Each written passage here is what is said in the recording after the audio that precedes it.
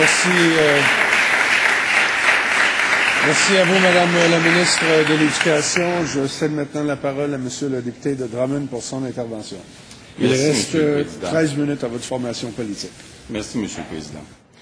Dans un premier temps, je dirais que la démocratie peut parfois mener, elle aussi, à certains excès lorsqu'un gouvernement s'assoit sur un mandat pour mépriser l'opinion de centaines de milliers d'étudiants, dont des dizaines de milliers sont prêts, en effet, à prendre le risque d'aller dans la rue.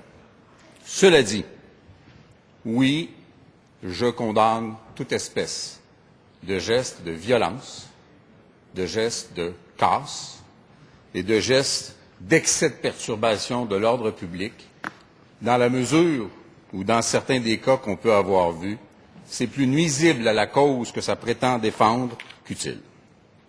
Cela dit, la ministre n'a pas pu s'empêcher de répéter à peu près la même chose qu'elle avait dit au mois de novembre sur des sujets similaires.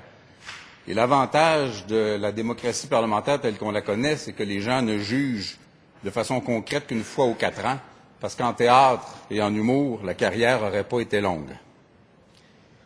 Si les gens vont écouter, et c'est possible sur Internet, l'intervention de la chef de l'opposition officielle cet après-midi, ils vont réaliser que l'essentiel de ce que la ministre a dit dans les dernières minutes de son intervention est simplement inexact. Ils vont y entendre ce qu'est la position de la chef de l'opposition officielle et ils disposeront bien alors de la crédibilité de la ministre dans cette envolée d'emblée discutable. Justement, la chef de l'opposition officielle donnait l'exemple cet après-midi de familles qui pourraient avoir 3 enfants. Et là, il y a des regards inquiets, peut-être un peu indignés. 3 enfants, ben voyons, ça n'existe plus.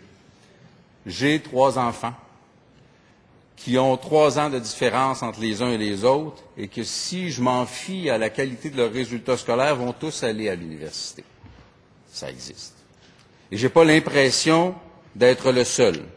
Et je n'irai pas jusqu'à leur reprocher de bons et d'excellents résultats scolaires sous prétexte de difficultés pour payer leurs études. Alors, félicitons le succès et encourageons-le, ce que cette politique-là ne fait assurément pas. Vous savez, une augmentation d'à peu près 1 500 $ par étudiant, s'il y en a 3 qui sont à l'université, 4 500 $ par année pendant 3 ans, ce que ça représente sur un revenu brut, c'est très significatif.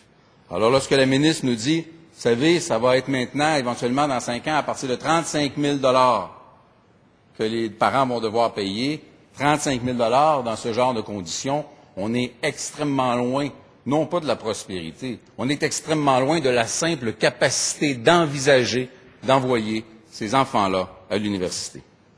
On pourrait invoquer des arguments de justice lorsqu'on parle d'accessibilité à l'université. Il y en a, ils sont assez élémentaires et très valables. L'ascension économique des gens qui sont originaires de milieux moins favorisés, les ruptures de poches de pauvreté dans ce même genre de situation, l'intégration de la jeunesse immigrante qui a besoin de ce genre d'outils-là. Il y en aurait un grand nombre d'arguments. Mais je ne veux pas aller vers ces arguments-là. Je vais aller vers des arguments à caractère plus franchement économique. Vous voyez, les programmes sociaux qui ont été créés au fil essentiellement du dernier siècle n'ont pas vraiment eu comme vocation, dans bien des cas, d'être strictement généreux, bienveillants et gentils. Ils ont souvent eu comme vocation de préserver le pouvoir d'achat de gens qui, autrement, auraient perdu ce pouvoir d'achat, auraient cessé de contribuer au fonctionnement normal d'une économie saine. Ça a donné des crises parmi les plus graves de l'histoire. Alors, on doit considérer, lorsqu'on analyse les effets d'un programme, on doit considérer quel impact ils auront à court, moyen et long terme sur le pouvoir d'achat des gens. Alors, parmi les arguments économiques, il y a évidemment celui que j'ai déjà eu l'occasion de dire, ce dont le Québec a besoin, c'est de plus de jeunes, avec plus de diplômes, pour qu'il y ait davantage de contributeurs fiscaux et que le revenu moyen de chacun d'entre eux soit plus élevé. Bref, que les recettes fiscales de l'État soient les plus élevées possibles, avec un minimum de dépenses et sans avoir à augmenter la contribution. Ça donne davantage de ressources pour les régimes de pension des gens, ça donne davantage de ressources pour les soins de santé et aussi, ça donne davantage de ressources pour la continuité du développement d'un réseau d'enseignement postsecondaire qui peut faire des envieux.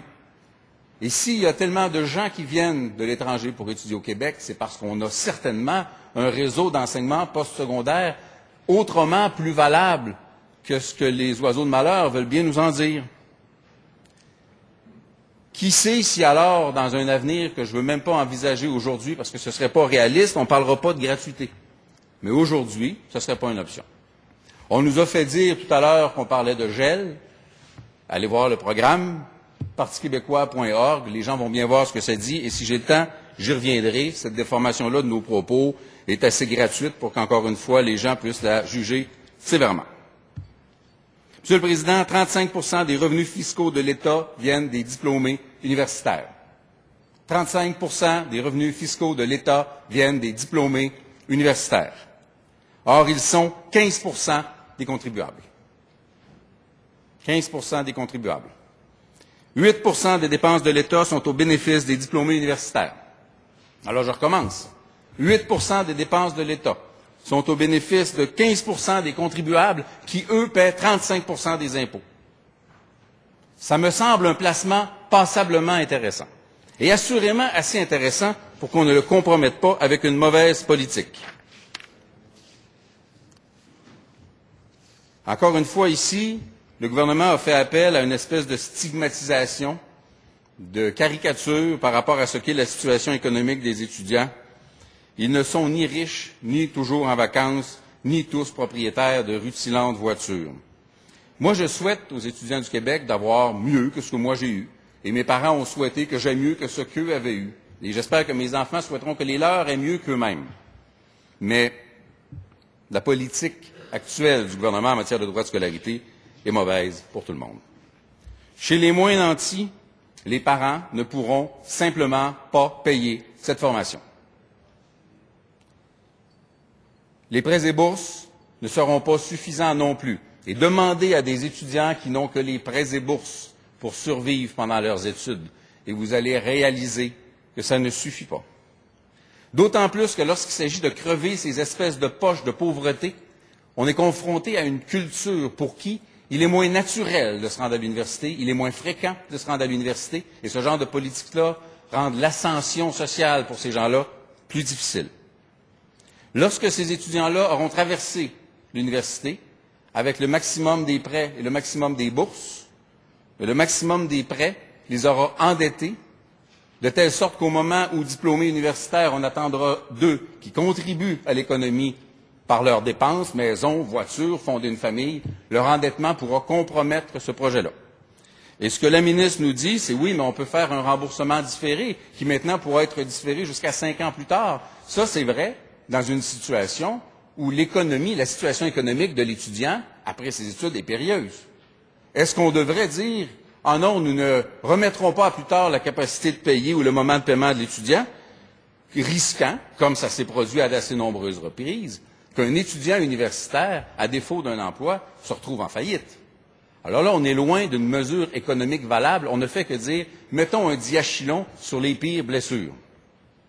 Chez les gens de la classe moyenne, ensemble assez large, les travailleurs qui liront le journal demain matin, les gens qui ont un revenu qu'on considère comme à peu près normal. On ne les met pas dans les riches, on ne les met pas dans les pauvres. Ces gens-là verront leurs enfants n'avoir que peu ou pas de bourse. Les prêts viendront avant les bourses. L'endettement viendra avant la contribution réelle du gouvernement. L'incapacité de payer est vraisemblable parce que ce sont encore et toujours les mêmes qui payent. Et ça a été admis par les ministres. Si on ajoute à ça une variable régionale, que les parents, par exemple, présentement, de la région de Drummondville, avant qu'elle ait sa propre université, que les parents veulent envoyer leurs enfants à l'Université Laval, ici à Québec, il y aura aussi un appartement à payer. Il y aura un ensemble de dépenses supplémentaires qui désavantagent les familles de classe moyenne des régions qui veulent, elles aussi, que leurs enfants puissent fréquenter l'université.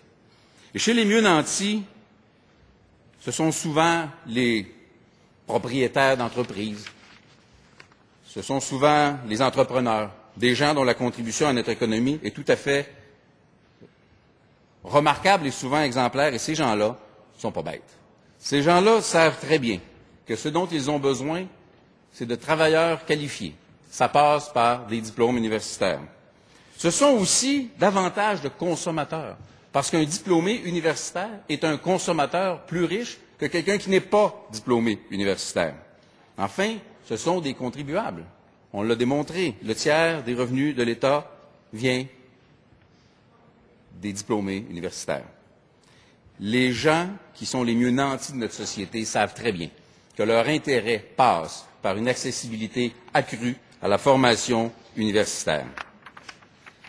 Autre exemple à caractère économique, je cite Pierre Fortin dans son blog sur le site de l'Actualité.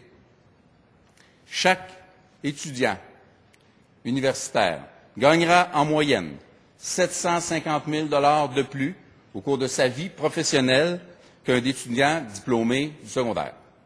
Donc, le diplômé universitaire va gagner 750 000 $ de plus que le diplômé du secondaire. Alors, les grands cris, évidemment, il va tellement être riche qu'il paye. Sauf qu'il va payer. Il y a au moins le tiers de cette somme qui va être payé en impôts et en taxes. Environ un minimum de 250 000 $ retournera au gouvernement.